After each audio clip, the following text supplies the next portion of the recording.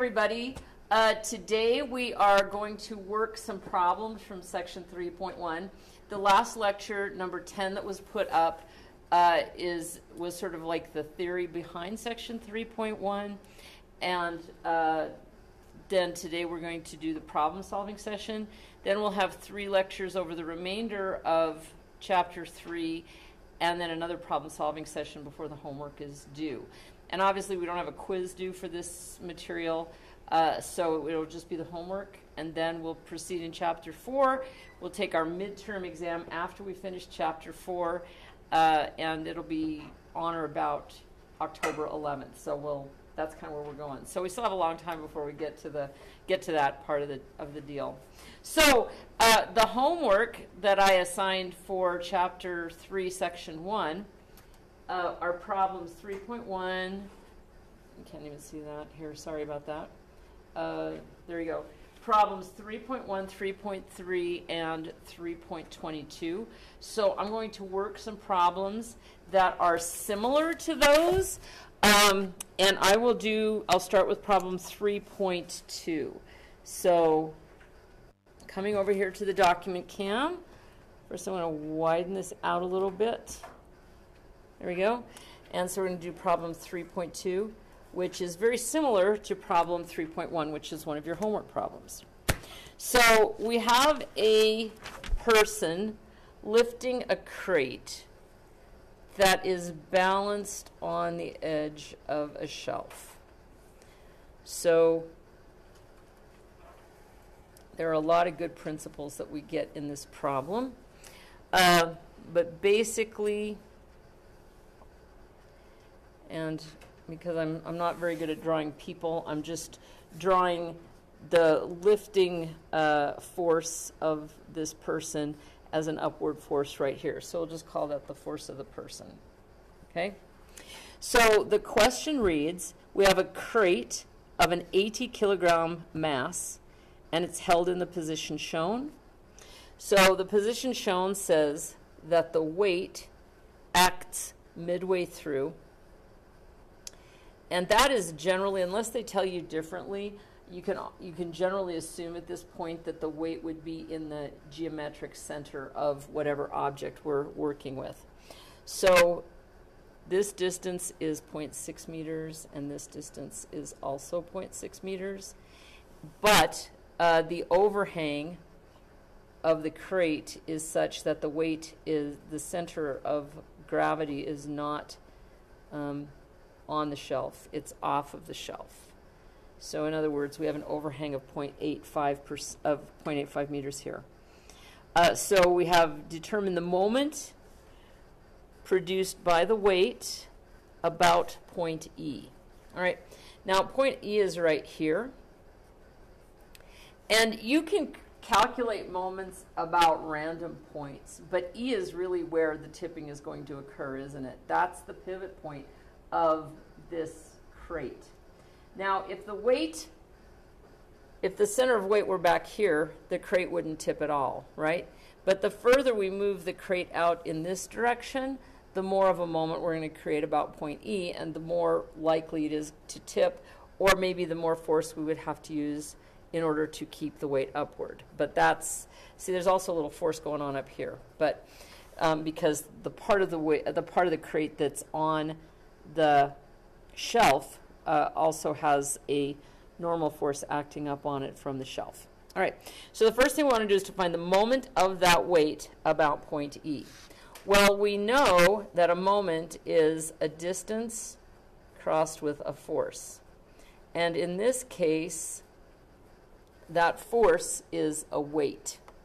Now, because it's a cross product, we also know that the magnitude, I should put this like this, ME, the magnitude of the force is equal to RF times the sine of the angle in between them, or in other words, the perpendicular distance, or the perpendicular line that connects the force with the point. So really, in this particular problem, since the weight is vertical, the distance that we're looking at is the horizontal distance from the edge of the shelf to the weight. So we're told that the mass of the crate is equal to 80 kilograms. We know that weight is equal to mass times gravitational acceleration. So if the mass is 80 kilograms and the acceleration due to gravity on Earth, we're assuming this is going on Earth, is 9.81 meters per second, that means that our force of weight is 80 times 9.81, or 784.8 newtons. Okay.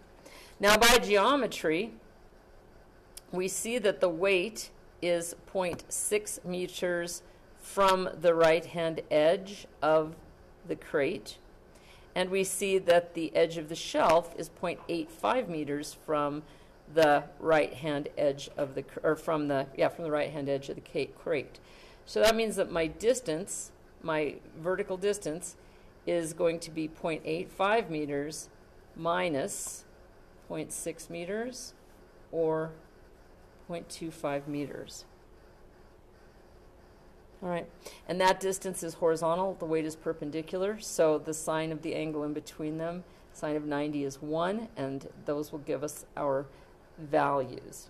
Now the other thing we need to think about, we can think about it in terms of the right-hand rule, or we can just think about it in terms of the way this picture looks, is this going to be a positive or a negative moment?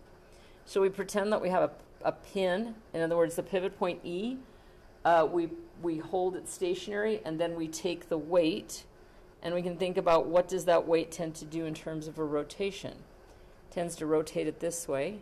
Yep, so that is clockwise, which is negative. Clockwise is a negative moment. Counterclockwise is a positive moment.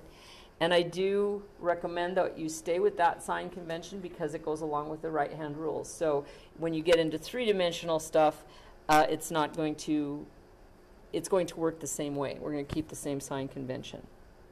All right.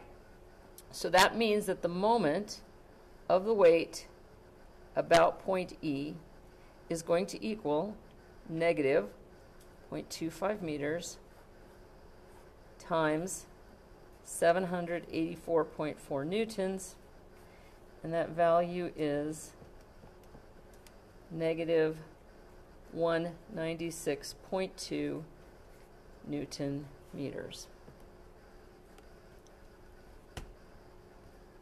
All right, the second part says the smallest force applied at A that creates a moment applied at A. Okay, all right, up there. Okay, that creates a moment of equal magnitude and opposite sense about E. All right, so we're still talking about point E, but now they're asking us about point A, not the point where the person is holding the crate up, but they are talking about this.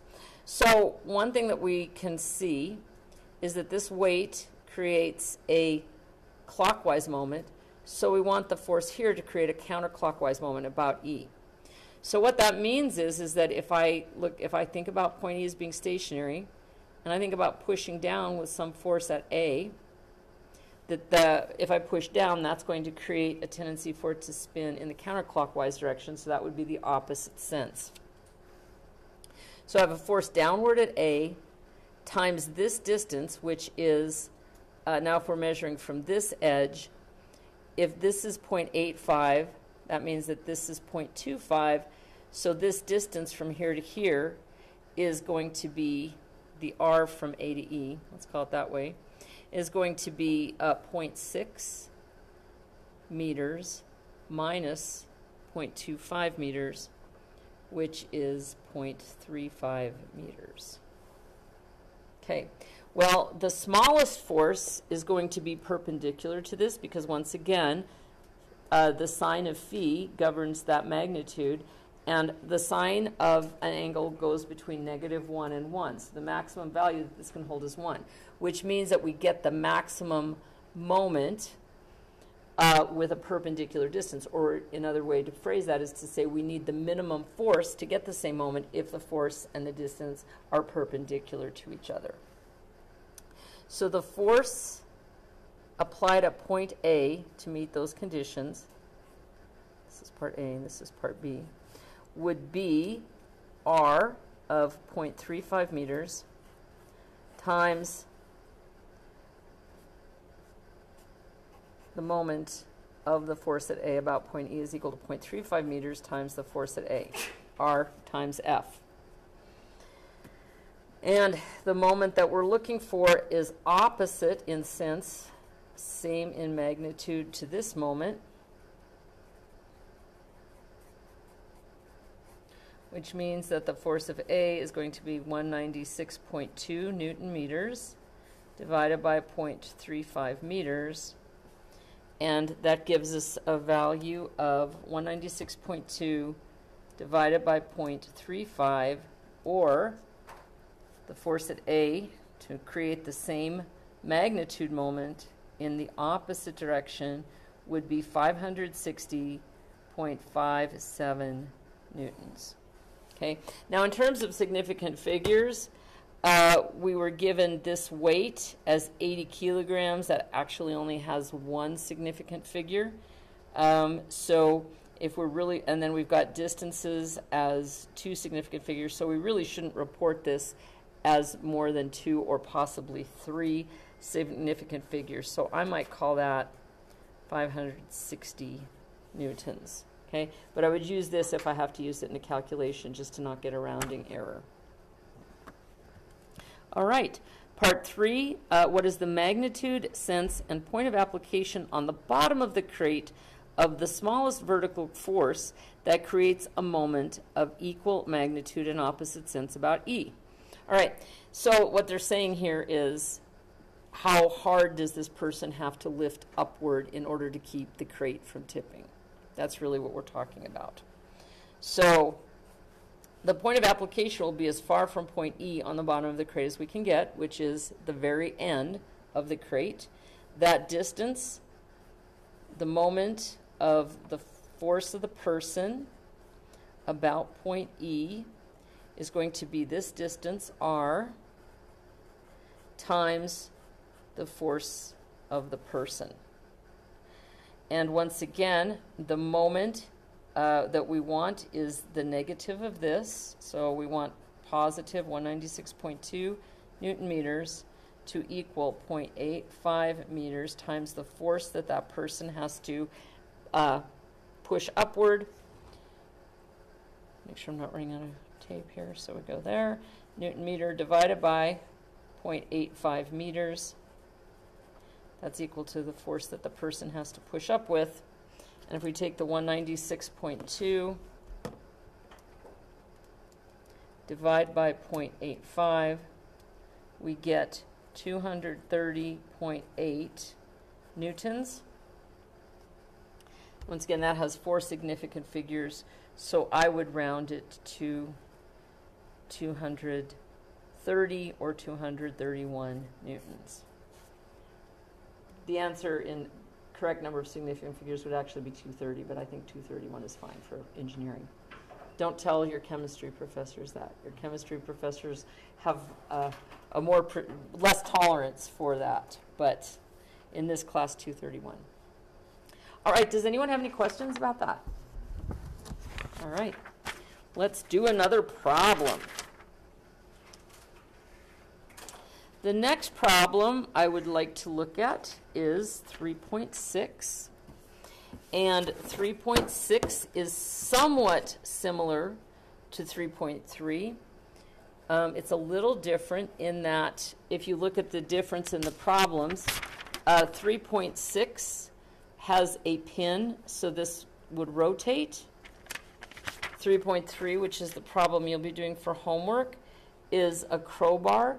So the rotation, this point doesn't rotate, it just pries up, and so the point of this is to see how much of a force you need to put on that nail to get it to come out of the wood. It's the same principle of moment and force and point of application, but just a little bit different because of the configuration and what the instrument looks like.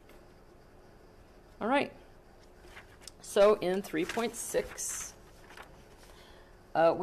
we have this pin, pivot, and a bar. We're told that the angle between the horizontal and the bar is 65 degrees. We're told there's some angle alpha between the horizontal and this force, which is 20 pounds, at this different angle. All right, and 3.6 says, knowing that the length of the rod is 9 inches and that alpha is 25 degrees, determine the moment of the force about point B by resolving the force into horizontal and vertical components. Okay, so we want the moment of the 20-pound force about point B, and we want to do it by resolving the force into horizontal and vertical components. Now, the thing to remember, or sort of the one of the things that needs to happen in this problem is, if we resolve the force into horizontal and vertical components, we also need to resolve the moment arm into horizontal and vertical components, because the horizontal component of the force will create a moment as you multiply it by the vertical distance between point B and the point of application of the force, and the vertical component of the force will do the same for the horizontal component. So we're kind of unpacking a cross product in 2 dimensions. The next part that we need to think about is, when we think about that force as having a horizontal component and a vertical component, they may have different rotations. One may be positive and one may be negative. So the 2 values may add together, or they may subtract from each other. So those are the things we're going to do. All right, first of all, let's take our 20-pound force and resolve it into x and y components. If this angle is 25, we can say that 20 pounds times the cosine of 25 degrees would be our I component, and it would be positive because it's going from left to right. But in the y direction, we're going downwards, so it's going to be minus 20 times the sine of 25 degrees in the j direction. And then to do the same thing with the moment arm, we're going from point B to here. So we're going over to the left, which is negative, and upward, which is positive. So my R value is, this is my 65-degree angle. In the x direction, it's negative. I'm told it's 9 inches long times the cosine of 65 degrees I. But in the y direction, we're going up. So that's plus 9 times the sine of 65 degrees J. This unit, the force is in pounds. The R is in inches. All right, so if we go back, we can do this mathematically using the techniques that we looked at for 2-dimensional forces, or 2-dimensional moments. In other words, the moment's going to be a rotation, so it's going to be out of the board or into the board, but everything else is in the xy plane, or the plane of the board.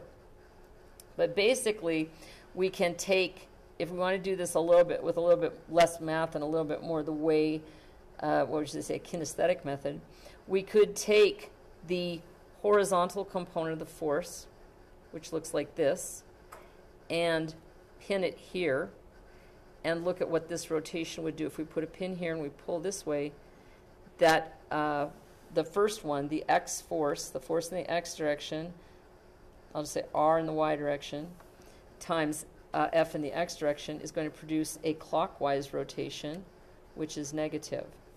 Now in the y direction, our force looks like this, and our x looks like this. So that one is going to produce, the R in the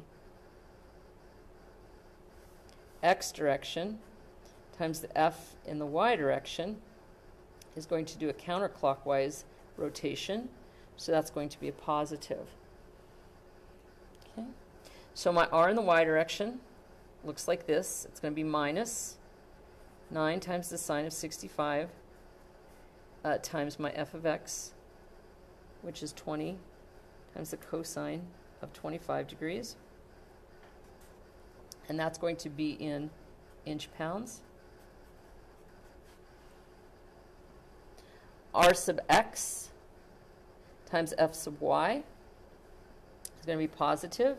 That's 9 times the cosine of 65 degrees times 20 times the sine of 25 degrees, also in inch pounds. And both of these, in other words, if this is counterclockwise, that means it's in the negative z direction. Counterclockwise, that's in the positive z direction.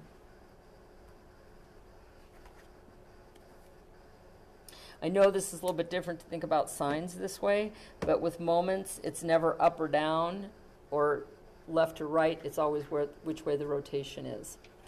Okay?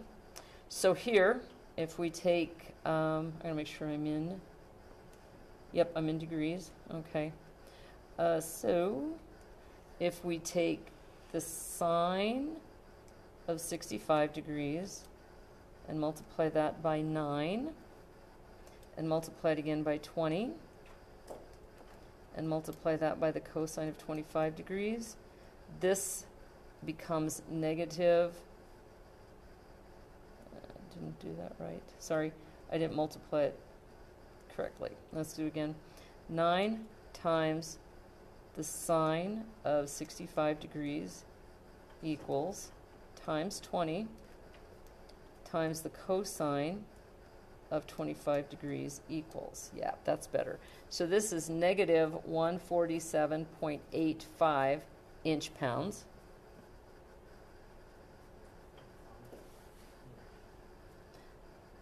We okay? Did you get that or something different? Let me try again. What did you get? I got 147.51.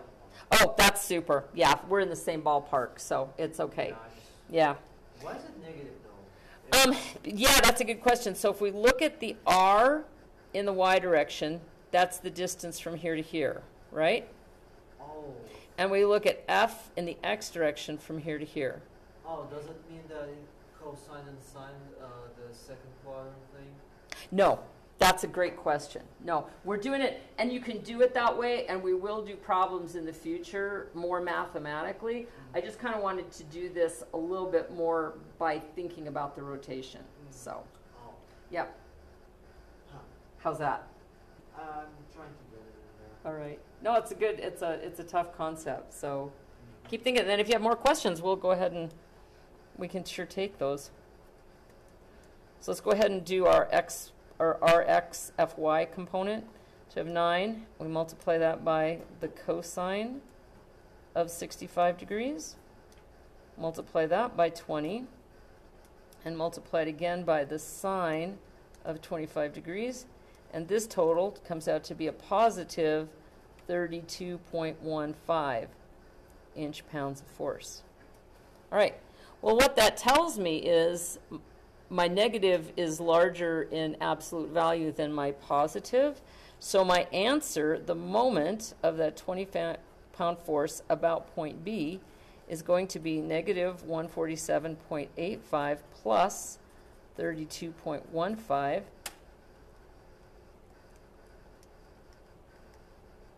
Which gives me a value of negative 115.7 inch pounds. So what that really tells me is that the overall rotation of this force about this point will be negative or clockwise. So if we just think about this force, if we put a pin here and pull on that, is that going to produce a clockwise rotation? Yeah. So at least in terms of the sign convention, that appears to be correct. All right.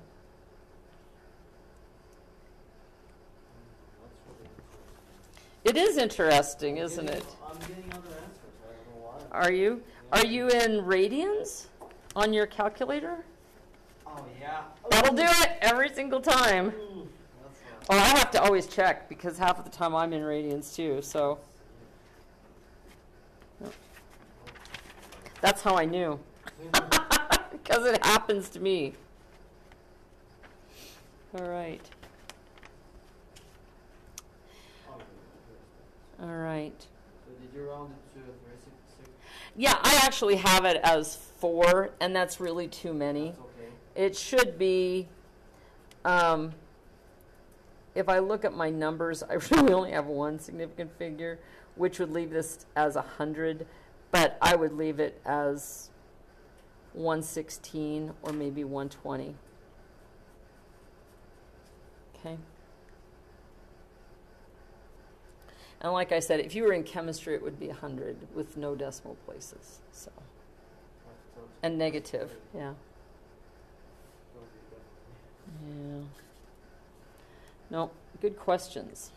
All good questions. All right. So in your last homework problem for tonight is problem 322. And I'm going to work a similar problem, which is 321. And that's the last problem I'll do today. I have 20 minutes to do this problem, so I should be fine. But if I go over and you need to leave, I certainly understand that, if there are other obligations. So I'll try to whip this out in 22 minutes. But if you need to leave, no offense taken. So. All right, let's take a look at problem 321. 321 says we have the trunk, before the trunk of a large tree is felled, cables AB and BC are attached as shown. So point B is here on the trunk of the tree, and we attach 2 cables to it like this. And we'll get some dimensions in just a minute. And this is A, and this, I wrote that. So if you think about it, both of them, first of all, are pulling down on the tree, right? Cables won't push back up on the tree. So knowing that the tensions in cable AB and BC are 550 newtons, 555 newtons, and 660 newtons, respectively, determine the moment about O of the resultant force exerted on the tree by the cables at B. All right, O is the base of the tree trunk. Okay, so what that means is my R value is going to be, and I'm going to work this out mathematically, it's going to be the vector from O to B, from here to here. And I'm told that that's my y direction and that distance is 7 meters. So I'm going from O to B, so that's positive. So that's 7 meters in the j direction. So I have 0I plus 7j plus 0k. All right. Now, there are 2 ways that we can do the forces. In section 3.1, we talked about the fact that while vectors are not, we can't use the distributive property, we can sum the forces and get an equivalent force to these 2. In other words, instead of doing the tension in AB and the moment with that one and the tension in AC, we can find the resultant of those 2, and I'll just call that resultant tension. And then we could say that the moment about O of R cross F would be, in this case, our R is OB, and our F is the resultant force R. So the first thing I want to do is to find these tensions, add them together, and then I can find the moment just from that one rather than doing the procedure twice. You could do it twice. You could use that R. You could use each one of the tensions, but it'll just be a little bit less math to do it this way. Can you pull that down? Oh, certainly. So sorry. So if it's OB, it's 7 mj. Yes. And so R. Oh, I don't know what, 7 meters in the J direction. 7 meters in j. Yes. Yeah. So tension. So the Right. tensions are already known, so we just. Right. Well, we have to get the unit vectors in those directions Oh, yeah. and write it as a force IJ. vector. There you go. Just Yes. take off. Perfect. So, yes, that's awesome. So, the first thing that we have to do to get those tensions as, you can't even see that, I apologize, to get these two tensions expressed as vectors, we know the magnitude of the tension, and we know, for example, with BA, the tension in BA written as a vector is going to be the magnitude of the tension in BA, which we know, times lambda from B to A. And that's going to be what we need to find first, is that unit vector along the cable. And similarly, the tension from B to C, written as a vector, is equal to the magnitude of the tension BC times lambda, or the unit vector along BC. So now we got to find the unit vector, which is the first thing we find, the vector BA. And we do that from our dimensions. We are going from B to A because the tension is pulling downward like this. So in the x direction, what's going on? From B to A, we're moving back 0.75 meters. And then we're moving down 7 meters. And in the z direction, which is in and out of the page, from B to A, we're coming forward 6 meters. Now, I want to be clear, this is really tough, and I've done it extraordinarily quickly. So you may have to look at that a couple of different times when you're watching the vodcast. Vector BC, and it's the hardest part, by the way, because once we do that, then the rest of it we can sort of work through it. Right, from B to C, in the x direction, we're moving to the right 4.25 meters. We're still moving down 7 meters. And in the z direction, which goes from B to point C, we are moving forward by 1 meter. And forward is positive, 1 meter K. All right. Now the process is to get the unit vector BA, lambda BA. We need to get the length of BA. And we do that by taking the square root of the sum of the squares of the components.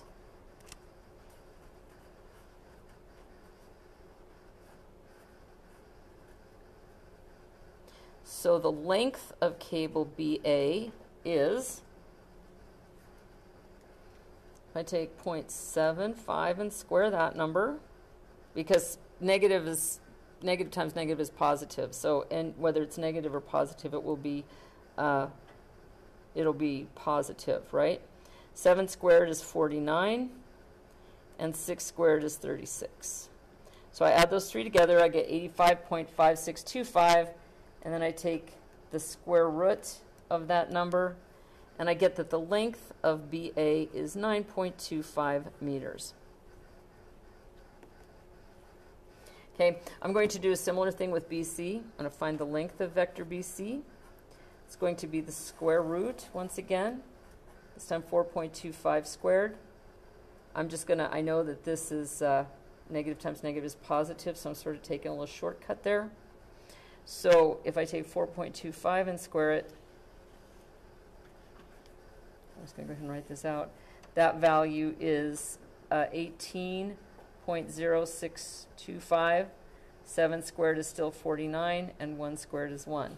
So I take 18.625, add 49, and add 1, and the radicand is 68.0625. So I take the second square root of, or I take the square root, pardon me, of that, and I get the length of BC is equal to 8.25 meters.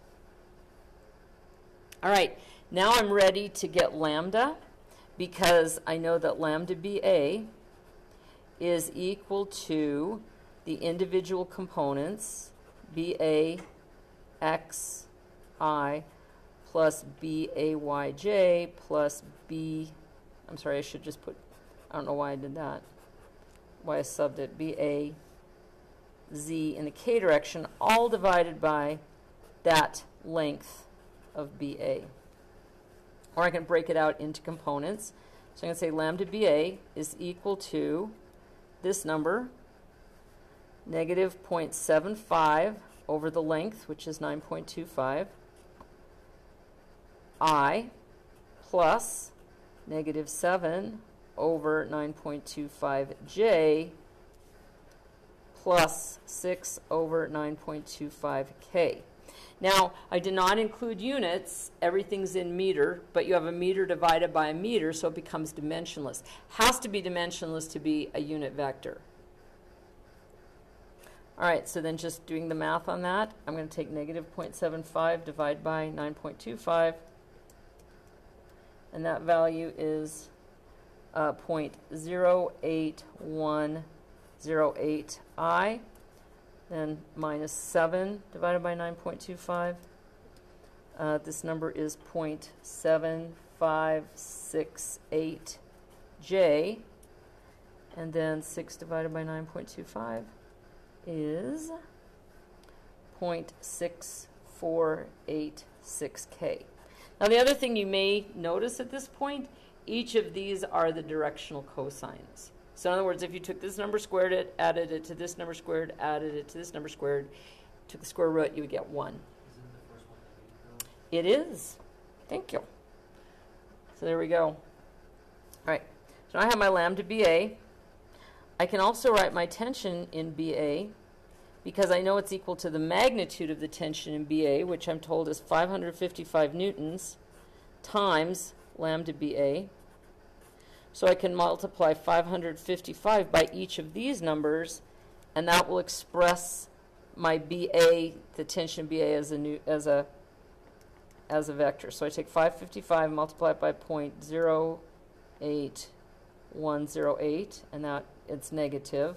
So that's negative 44.999, so that's negative 45I. Then I take the same number, 555, multiply it by negative 0.7568, and that gets just over 420, so I'm just going to call it 420J. And finally, 0.6486 times 555, and I have 359.973, so that's basically 360K. Now we have units again, because the unit vector is dimensionless, no units, but the tension magnitude is in newtons, so the tension vector is in newtons. All right, so we're going to do the same process here, where we're going to divide each of these components. I'm just going to go similar and similar. So in other words, I'm going to kind of consolidate this into one step. So lambda in BC is going to be 4.25 divided by 8.25. And that value is positive 0.515151 forever. So let's just, and that's in the I direction. In the J direction, it's negative 7 divided by 8.25. So that is minus 0.8484. Seeing a pattern here, right? And then last but not least, we have 1 divided by 8.25, and that value is 0.1212 plus 0.1212. So this is J, and that one's K. All right, so now I'm ready to write the tension. This will be similar, right? Same as this. The tension in BC then is equal to this times 555 minus this times 555 plus this times 555, each in those coordinate directions. I have this one up, not times 555, sorry, times 660. Right here. The magnitude of the tension over here is 660. So I take those numbers and multiply by 660. I'm doing the K first because I have it written out. I had it in my calculator. So if I take 0.1212 and multiply it by 660, I get 80 newtons in the K direction. For my second term, I have 0.8484 negative times that value of 660. So my J term is 560, and the K is positive, the J is negative. negative 560, pardon me, j. And then last but not least, we have our x value, which is 0.51515 times that value of 660. And that gives me 340. And the x in this one is positive. So this is 340I minus 560J plus 80K, and that's in newtons. All right. Now, as a reminder, what we were going for was to find the moment. We know what r is, and instead of doing it with both of these vectors, if we just add those two vectors together, now that we have them in components, we can express that as the resultant vector r, and then we'll just have to do a single cross product. All right. So the resultant, I'm going to add together my x values. It's going to be equal to TBA plus TBC. And so I add together negative 45 plus 340, which is positive 295I. Then I have minus 420, minus 560 in the j direction.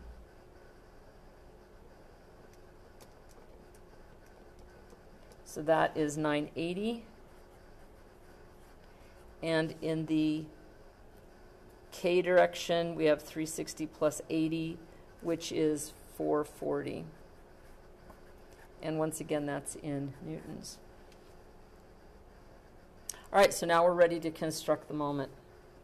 The moment about point O is equal to OB, which is our R, crossed with our resultant force. And so we can write that as this array, this square matrix. Top row is IJK. My second row are the components of OB. There it is, 0, 7, 0. And my third row would be 295 minus 980 plus 440. So the only thing that remains for me is to evaluate this determinant. Now, in your book and in the video last time, I said generally we choose this as our multiplier row unless we have a lot of zeros. So if we have a lot of zeros, it's easier to find that as our multiplier row because everything multiplied by 0 is 0. So it looks to me like the middle row would be a good multiplier row, don't you think? Because then we're only going to have to do one operation. All right, so that means I have to take 0 and multiply it by some 2 by 2 determinant, 7, multiply it by some 2 by 2, and 0 again, multiply it by some 2 by 2. Right, well, first of all, what are my signs? I have to remember they alternate signs, so it's same, different, same. So this is same, different, so that would be negative, same, different. Do we care what 0 is multiplied by? We don't. So all we care about is what the 7 is multiplied by.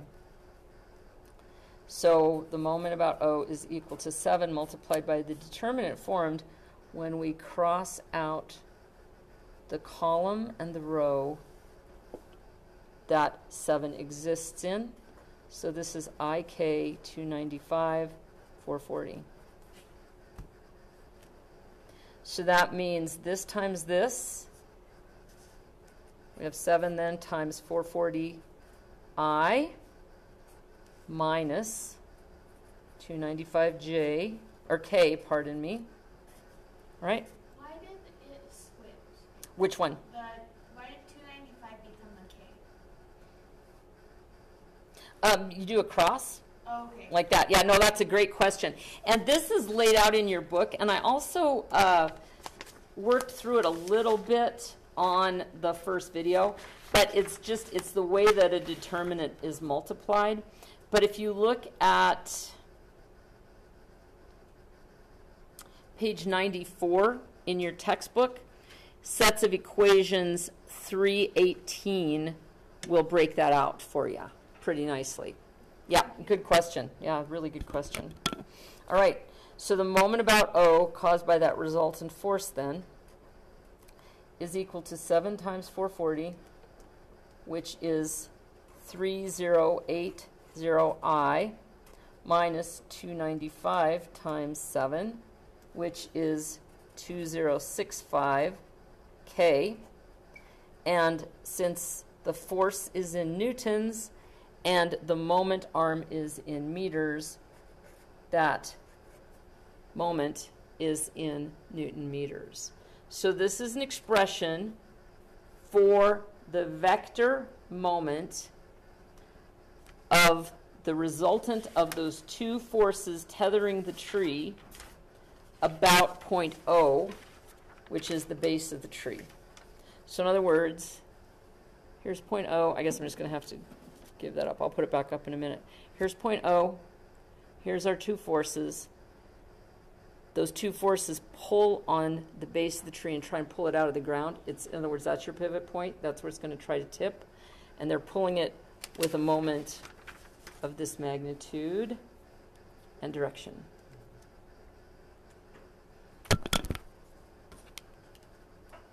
All right. Do you guys have any questions? No? It's a lot of work, isn't it? Yes. And I apologize once again for doing it very quickly. I think you, unless you're extraordinarily familiar with cross products and doing moments and all this other stuff, it will take a long time. It takes a long time to draw it out, to find those dimensions. And when you're working on your homework problems, that's why you have 3 homework problems instead of many homework problems. So we just want to do a few, get the hang of it. But if you have any questions or problems, please give me a call. Or send me an email. Or stop by my office. Any of the above. All right, you guys have a great day. We'll see you next time.